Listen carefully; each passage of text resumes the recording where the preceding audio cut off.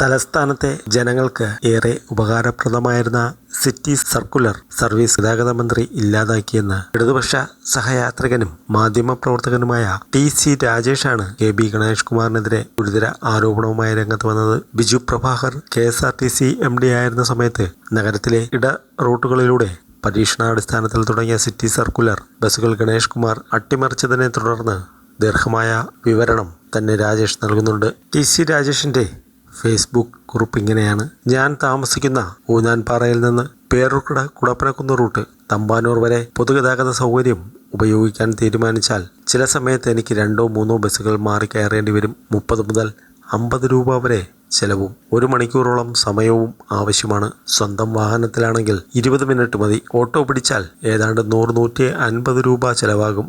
Police headquarters, commissioner office, Kalabhavan theatre, women's college തുടങ്ങി ഒട്ടേറെ സ്ഥാപനങ്ങൾ സ്ഥിതി ചെയ്യുന്ന വഴുതക്കാട്ടേക്ക് അത്യപൂർവമായി മാത്രമാണ് പേരൂർക്കടയിൽ നിന്നും ബസ്സുള്ളത്.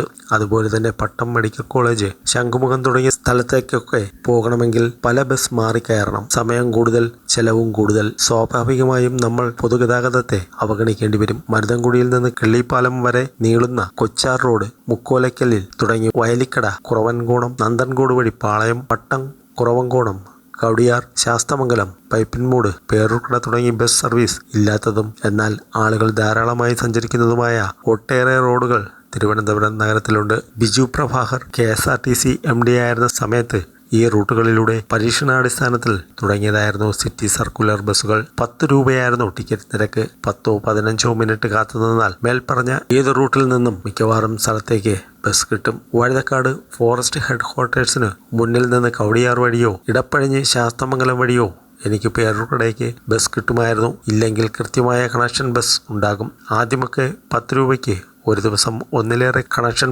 ബസ്സുകളിൽ സഞ്ചരിക്കാമായിരുന്നു. ഗൂഗിൾ മാപ്പിൽ ബസ്സുകളുടെ റൂട്ടും സമയവും സഹിതം ലൂപ്പ് ചെയ്തതോടെ എവിടെ നിന്ന് എവിടേക്ക് എപ്പോൾ ഏത് റൂട്ടിൽ ബസ് കിട്ടുമെന്നും അറിയാൻ സാധിക്കുമായിരുന്നു. ഏറെ ജനോപകാരപ്രദമായ നടപടിയായിരുന്നു അത്.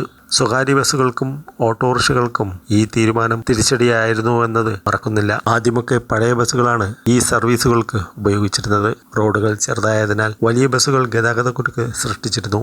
പിന്നീട് സ്മാർട്ട് സിറ്റി പദ്ധതിയിൽ ഉൾപ്പെടുത്തി നഗരസഭ വലിപ്പം കുറഞ്ഞ ഇലക്ട്രിക് ബസ് വാങ്ങി നൽകിയതോടെ മിക്കവാറും സർവീസുകൾ അതിലേക്ക് മാറ്റി. ആ സമയത്ത് പലപ്പോഴും ബൈക്കും കാറുമൊന്നും എടുക്കാതെ നഗരത്തിലേക്ക് ഇറങ്ങാൻ ഈ ബസ്സുകൾ ഏറെ സഹായകരമായിരുന്നു. ചില സമയത്ത് ബസ്സിൽ തിരക്ക് നന്നേ കുറവാണെങ്കിൽ മറ്റു ചിലപ്പോൾ നിൽക്കാൻ പോലും ഇടയില്ലാത്ത സ്ഥിതിയായിരിക്കും. കെ.ബി. ഗണേഷ് കുമാർ മന്ത്രിയായി എത്തിയതോടെ ഈ സർക്കുലർ സർവീസിനെ ഘട്ടം ഘട്ടമായി പൊളിച്ചു. ബസിന്റെ നിരക്ക് 10 രൂപയായിരുന്നത് ആദ്യം എടുത്തു കളഞ്ഞു. പല ബസ്സും സിറ്റി ഫാസ്റ്റ് എന്ന് പുനർക്രമീകരിച്ചാണ് ടിക്കറ്റ് നിരക്ക് കൂട്ടിയത്. ഇടറോഡുകളിലൂടെ 10-15 മിനിറ്റ് ഇടപെട്ടുണ്ടായിരുന്ന സർവീസുകളിൽ ബഹുഭൂരിപക്ഷവും നിലച്ചു. വലിയ ബസ്സുകൾ സർവീസ് നടത്തുന്ന പതിവ് റൂട്ടുകളിലേക്ക് ഇലക്ട്രിക് ബസ്സുകൾ ഓടിക്കാൻ തുടങ്ങി. നിരക്ക് ഫാസ്റ്റിൻ്റെതാക്കി.